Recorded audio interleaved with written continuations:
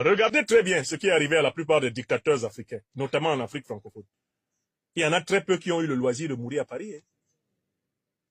Vous avez vu où est mort Omar Bongo, grand serviteur de la France-Afrique au Gabon, en Espagne, à Barcelone. Mais ils voulaient être soignés en France, hein. Ils ont dit non. L'ancien président du Burkina Faso, Blaise Compaoré, ils n'ont pas voulu le récupérer en France pour le soigner. Hein. D'accord? Amadou Ahidjo, le premier président du Cameroun, il est mort où? Il est mort de maladie au Sénégal. Il est enterré là-bas. Hein?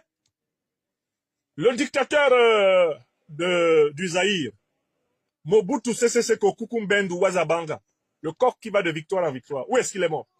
Pesant 36 kilos. Le jour de sa mort. Il est mort où? Au Maroc. Il est enterré là-bas. Il aurait voulu être soigné en France. Hein? Ils ont dit non. Faut pas qu'on dise que tu es mort chez nous. Pourtant, ces dictateurs que j'ai cités les avaient tous servis. Avec servilité complète. Oui ou non?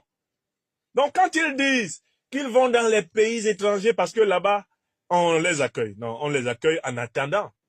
Quand leurs signaux vitaux commencent à chauffer, on fait tout pour faire partir le corps. Ah, je ne sais pas exactement où est décédé Eyadema. Hein? Je ne sais pas où il est décédé. Ceux qui connaissent le lieu de décès d'Eyadema, marquez-moi le lieu. Je crois que lui aussi c'est le Maroc, non? Il est mort où? L'autocrate du Togo. Eyadema. Il est mort où? Mais je n'ai pas le lieu.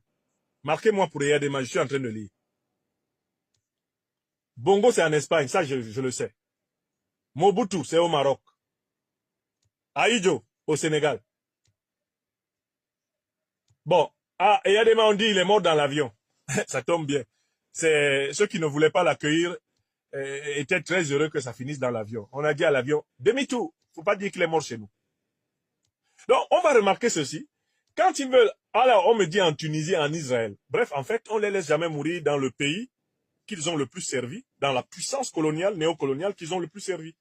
On se débrouille toujours pour qu'ils meurent loin. Parce qu'on n'aime pas que le nom de la puissance néocoloniale ou coloniale soit cité le jour de leur mort. Parce que le jour de leur mort, on les renie. On écrit des articles salissants sur eux à Paris. On dit que c'était des ordures. Vous avez vu comment Bokassa est mort? Celui qui a pris les diamants de la République centrafricaine pour donner à Giscard. Vous avez vu comment il est mort? Abandonné. Abandonné. D'accord?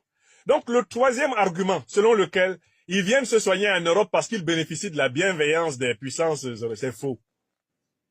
Ce n'est pas vrai. Les puissances occidentales ne veulent pas qu'ils viennent mourir chez elles. Parce que ça gâte leur image angélique. Le serviteur de la démocratie, des droits de l'homme, de l'état de droit, de la bonne gouvernance, et toutes sortes de choses auxquelles ne croient que les niais qui n'ont pas étudié la pratique de ces puissances. Vous avez compris?